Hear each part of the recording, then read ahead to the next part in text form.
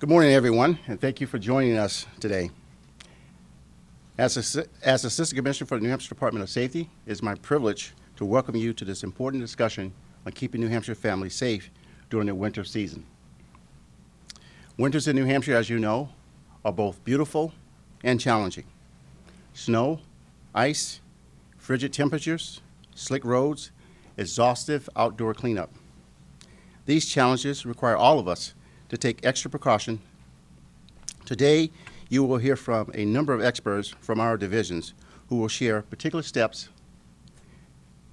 to keep New Hampshire families safe and improve their safety during winter, severe weather, holiday travel, winter activities.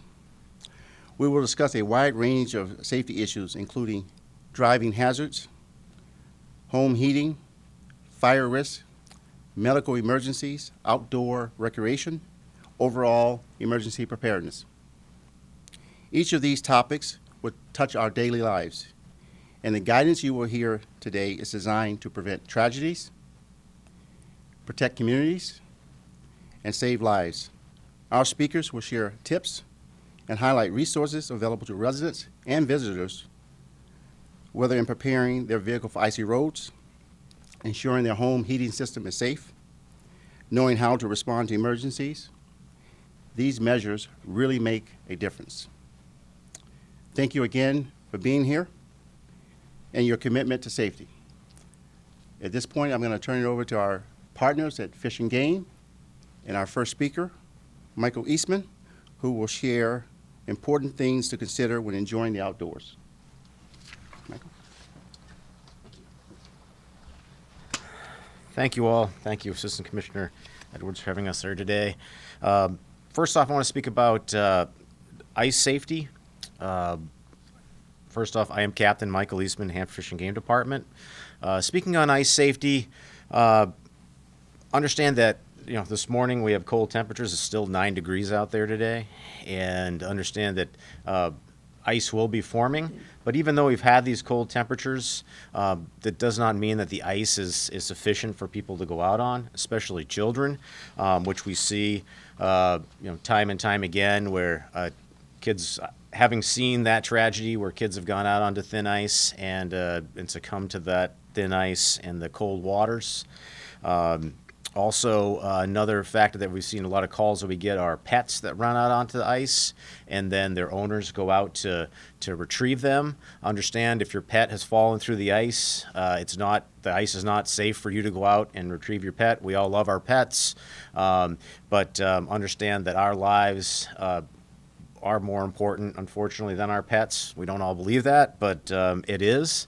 The Cold Region Research Laboratory in Hanover, New Hampshire says that an estimate of 4 to 6 inches of ice is to support dispersed persons. That means not 10 people standing side by side on ice, but spread out on that ice. And then 8 to 10 inches of ice for OHRV usage. That would be snowmobiles riding over ice, OHRVs riding over ice, not 10 of those side by side on ice. So keep those in mind when you're out there. If you're going to venture out on the ice as we get into the winter season, check that ice as you go out. Drill a hole, check the ice, and then go several feet, check it. Understand it's not uniform throughout, so it needs to be checked. I want to speak also about outdoor recreation as we get into the winter months. There are winter hikers out there, OHRV and snowmobile enthusiasts that will be venturing out into the woodlands. Check the weather before you go out. Just not check the weather, in Manchester, but check what the weather is at the top of the ridge that you intend to hike to, and understand that there will be a difference in temperature and in condition. Poor weather conditions also hamper search and rescue efforts. Understand that once you get to the top of a mountain, if it's clouded in or if there's a snowstorm up there, it's a little hard for our partners at the National Guard if we need to call them in to get up there to rescue you, or to get hikers up there to rescue you. So keep that in mind as well. Be prepared to stay longer. This is one thing that we speak to about snowmobilers when they head out.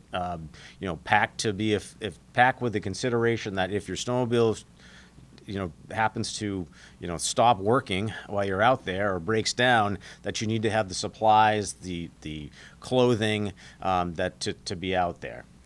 Also, the part of that is that to have a plan, even if you intend to go out for an hour's ride or an hour's hike, tell somebody about that. Tell them, when you intend to be out there, where you intend to go, what time you intend to be back.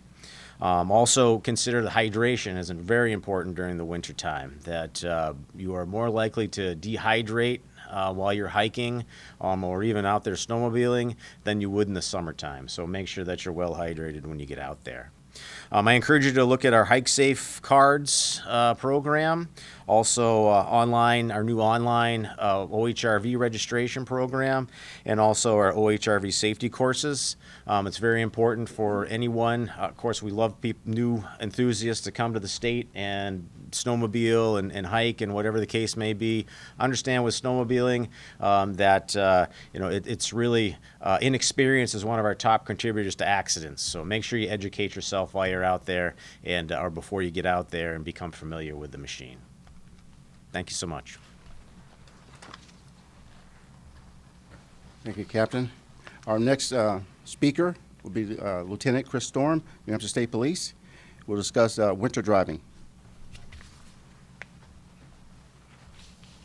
Thanks, Assistant Commissioner. Good morning, everybody. I'm Lieutenant Chris Storm with the New Hampshire Office of Highway Safety.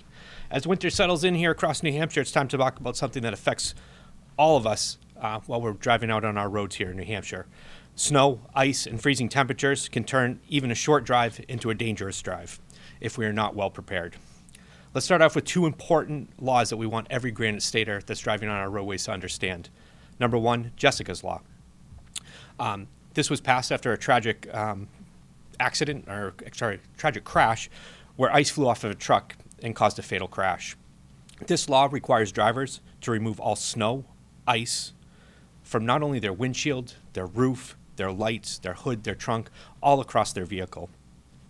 Failing to do so can result in getting stopped by the police, receiving a fine, or even more importantly, it actually endangers the lives of others out on our roads. Flying ice can shatter windshields, cause other drivers to swerve and crash.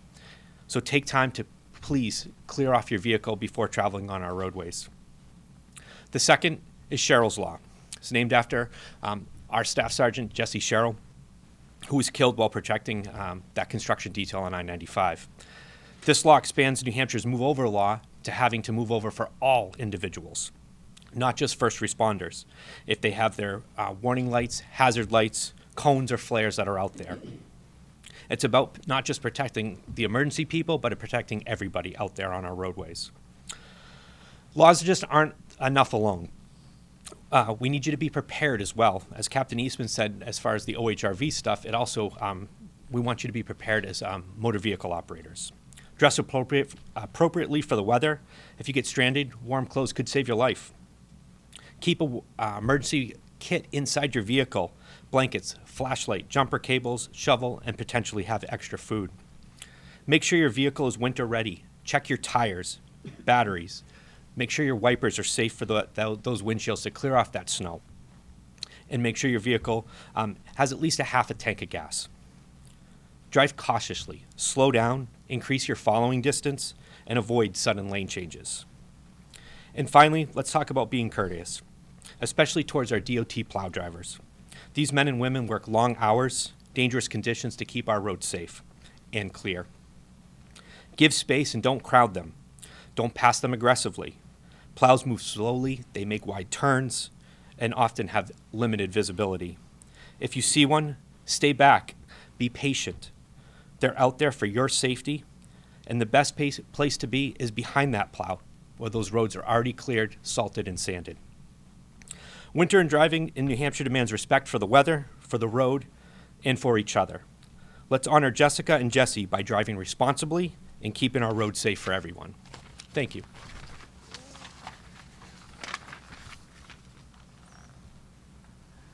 Thank you, Lieutenant.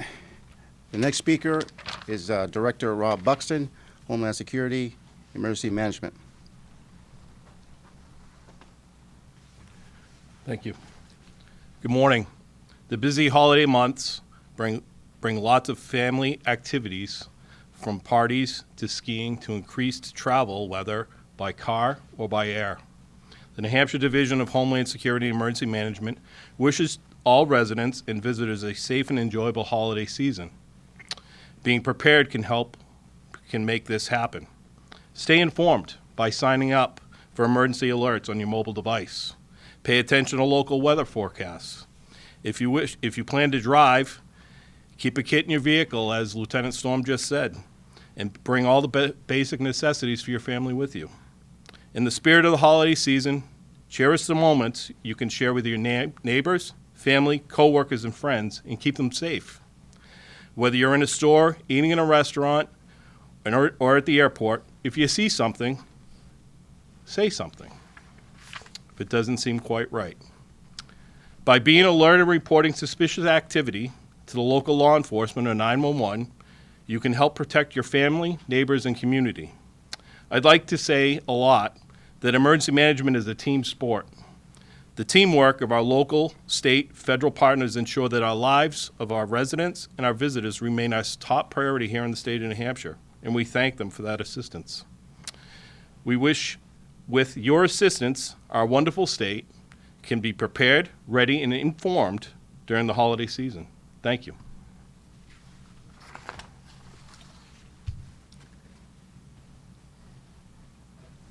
Thank you, Director. Our next speaker is Deputy State Fire Marshal Tony Booth from the State Fire Marshal's Office. Thank you. Good morning. So winter conditions like cold temperatures, snow, and power outages create a higher risk for structure fires and carbon monoxide incidents. These cause property damage, injuries, and deaths. So we can decrease these risks by practicing fire-safe behavior. So 3 things to focus on is prevention, notification, and escape. In terms of prevention, a lot of this has to do with maintaining your equipment. So heating system fires account for about 40% of structure fires in New Hampshire. A lot of those have to do with malfunctions or poor maintenance. So make sure your heating systems are inspected every year, cleaned and repaired as they should be, and they're up to code.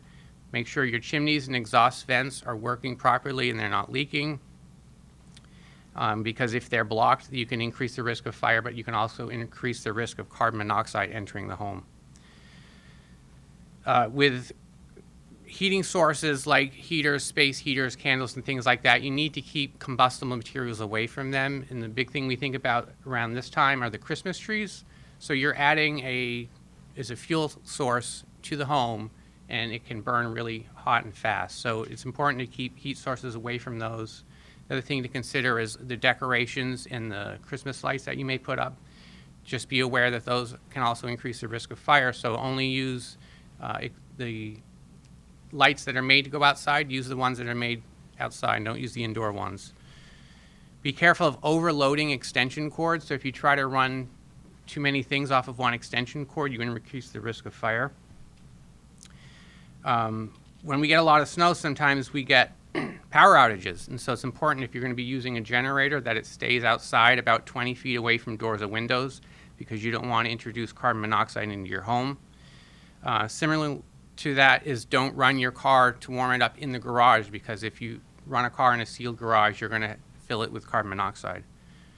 Keep snow clear from all of your doors and windows so that you can escape if you need to, but also so help can get there. It's also important to make sure that snow doesn't block vents, and the weight of snow on roofs can cause collapse, so it's important to clear that. And we know we can't prevent all fires and carbon monoxide incidents, so it's important then that we have a means to be notified of the danger and then a means to escape. So everyone should have working smoke and carbon monoxide alarms in their homes, and you should be testing them monthly to make sure they work. If they go off, treat them as real, especially with carbon monoxide, because you can't see or smell carbon monoxide. So at that point in time, you need to escape and call for help. Calling 911 is the best way to go. Once you're outside, don't go back inside, because if there's a fire or carbon monoxide in there, you're just going to be going back into that danger.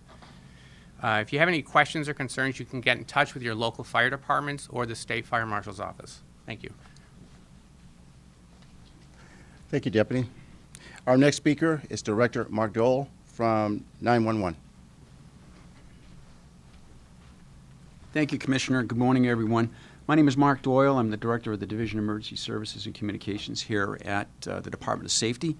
And I just want to reiterate a couple of things real quick regarding how to be prepared, what to do in case of an emergency, especially with the winter season that has just hit us really harsh this morning. I think it is a wake-up call for everybody, but I think this press conference is timely regarding winter safety and preparedness.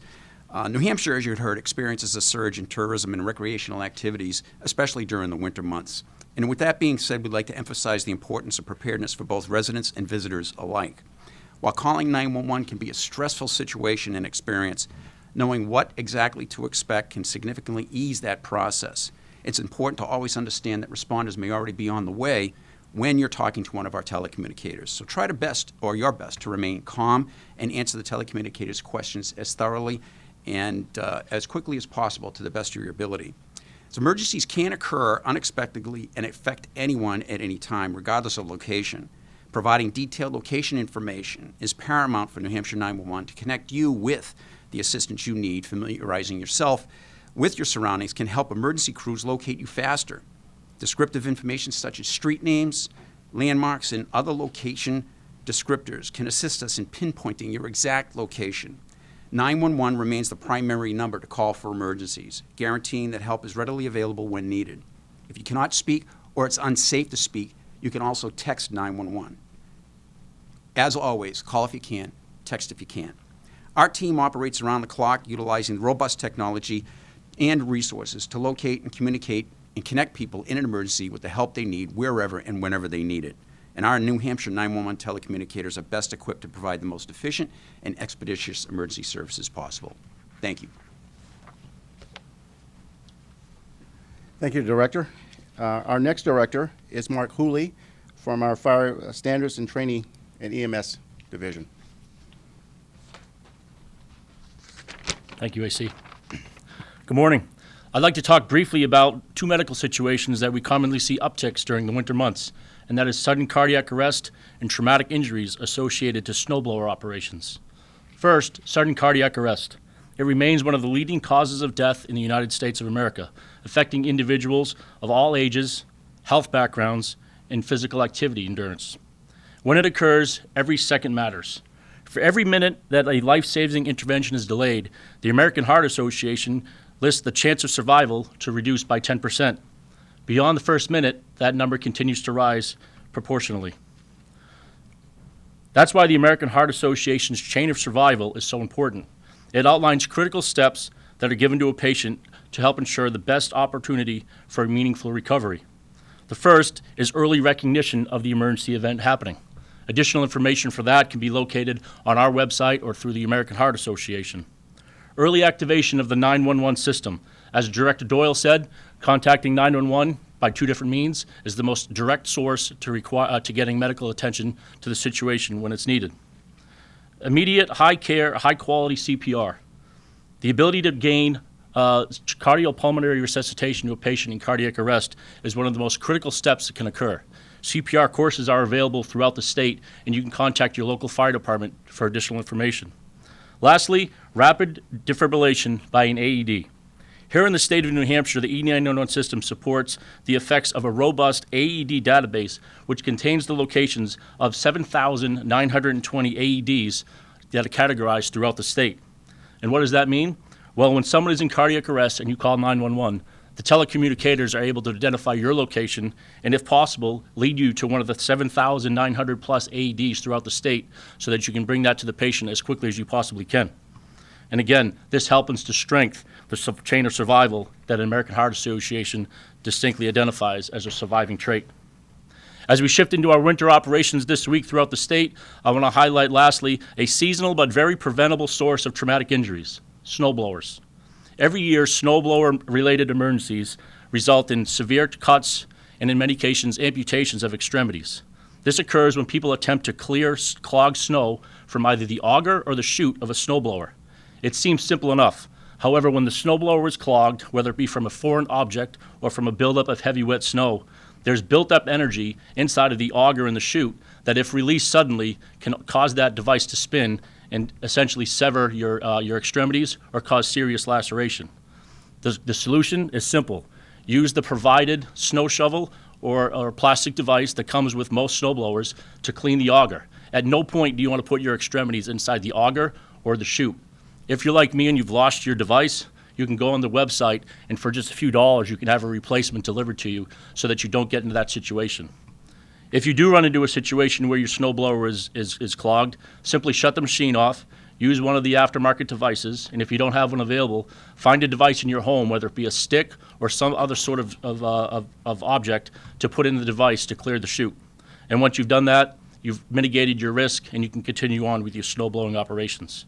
By staying prepared, whether responding to sudden cardiac arrest or tackling routine winter chores, we can better protect ourselves, our neighbors, and our communities by following a few of these simple steps.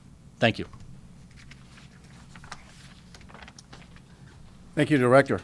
And again, that concludes our comments at this point. And as you see that all of these tips and highlighted areas for improved winter safety are important, and we'd be happy to take a few questions related to any topic that we discussed here today.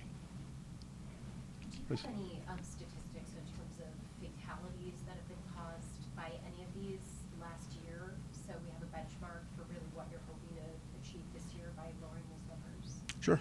Anyone want to speak to statistics from last year? Car In terms of, yeah, a combination of whether it's car crashes or fire safety situations or, you know, even any of these snowblower incidents. I can speak. Oh, okay. So we had relatively high number of deaths last year due to fire and carbon monoxide. So if you remember around this time, Christmas last year, we had a family of 4 that died from carbon monoxide exposure in a home. And that was just due to basically a non-maintained heating system. So if it had been properly maintained, those could have been avoided. In most of the fires that we see and the CO, most of the time the people that die don't have working smoke or seal alarms. And so that's kind of a common trend across the years. So that's why we're trying to tell people get these alarms, because you can save a life, and it's relatively easy to do and low expense. So we urge everyone to have working smoke and carbon monoxide alarms for that. And then it's just, you know, it's good fire behavior. If you have a heating system, you know it's producing heat, there's always a potential for fire and carbon monoxide. So have it be maintained and inspected. Unfortunately, we do see a lot of the unhoused people that are relying on space heaters, and they may be living outside and in tents, and so sometimes we have fires and carbon monoxide deaths related to that. And we did see 3 or 4 deaths last year from people running, sleeping in their cars with a car running and an exhaust leak killing them. So that's another thing that we need to be aware of.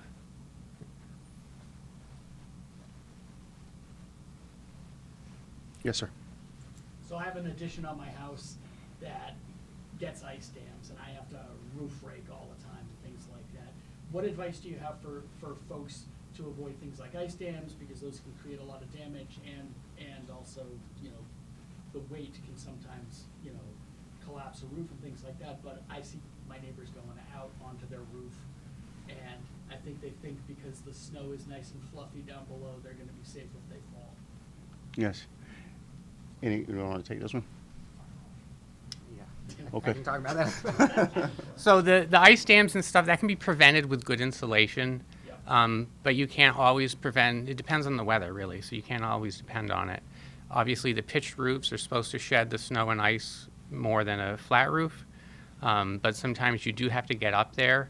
And so there's a lot of things you can do, but there's a lot of things you can't do depending on situations. So, you know, wearing harness would be the best thing to do. I know when I rake my roof at home, sometimes the snow comes down on top of me, so having a really long handle is helpful. But it is hard. And the problem with some of the ice, though, that we see is it will come off the eaves and hit an exhaust vent. And so then it can damage the system, and you can be introducing carbon monoxide that way. So it's hard to say in every case like that, but it is, you know, if you can work on construction maybe in the warmer months, get some more insulation in there to prevent the ice buildup. I have one more question Sure. that might be for you. Is we're The big fire in Nashua, were there any signs of that being preventable? That would be, appropriate things for people to know about prevention in the winter and things like that. I don't know the particulars of that. They did notify us of it, but they didn't need us to come investigate it, so I don't know the cause of that fire. I do know there were a number of people displaced. Most of the fires that we see are preventable, and sometimes it's human error, like not disposing of your cigarettes the right way or something like that. But the other thing, New Hampshire has old housing stock, and so you can't build new, less combustible buildings. So it's important to have the working smoke alarms and maintain the electrical systems, the heating systems.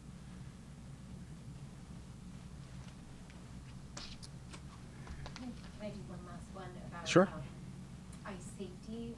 Yeah. Given the cold weather right now that we're experiencing, Yes. can anyone talk to just like potentially the misunderstanding that because it's cold right now that the ice might be safe to go out more so than it is, and really how long we should wait? Certainly speak about that. So as I said before, the ice doesn't form uniformly. Most of our bodies of water have some movement to them, so they're not stagnant. So certainly certain areas of that body of water, where you have an inlet or an outlet, will have less ice. So that's why that, if you're going to venture out onto the ice, drilling those holes as you go out, that's common practice for ice fishermen, or, even parents that are going to let their kids go out and ice skate. Just check that ice. But understand that just because it was good yesterday doesn't mean that it's good today. We certainly are going to be forming ice. I came by Lake Winnipesaukee this morning, and there's that fog on the top of the water that is consistent with it wanting to freeze. So I think you're going to see those bays and some of the, not the Broads area, but certainly that generally takes a while. But some of our smaller ponds, anything that doesn't get direct sunlight is certainly going to be freezing over time. So hopefully that answers your question. Thank you. Actually, one more question. Sure. You probably, sorry. So with outdoor activities like hiking and things like that, do you do any work to help either stock the huts that are up in the White Mountains or things like that, or are there any sort of checkpoints maybe at the trailhead and things like that signage and things like that tell people what exactly they need to have, or are there resources that they can utilize? We have a Hike Safe program, which in that Hike Safe program, you can go to our website, New Hampshire Fish and Game Department, and in that it speaks about the tenets of Hike Safe, the things to have, and it just doesn't speak relative to winter hiking, but hiking across the board. But making sure you have that extra equipment, making sure that you have water, like I stated before, lights, and extra lights. Just don't and don't depend upon your phone to work in areas where you might go into. And make sure, and part of that is, like I said before, make sure that you tell somebody, have a plan. If you expect to be out of the woods at 5 o'clock and now it's 9 o'clock, probably we should start looking for some help probably before that. But and once again, with snowmobiling too, it's very common where people will go out and their snow machine breaks down. Now they're on the side of the trail. All they're wearing is really what they brought with them. So being prepared is and expecting to be out there and not thinking that it's just going to be a ride where you come and go and that's. But Hike Safe would be the best place to find those. Well, again, thank all of you for coming, again, and your commitment to safety. And I would just point out, as it's been already stated, as always, feel free to call the Department of Safety anytime, the Department of Fish and Game, your local law enforcement, local fire. It's always good to call if you have any concerns or questions. So thank you again.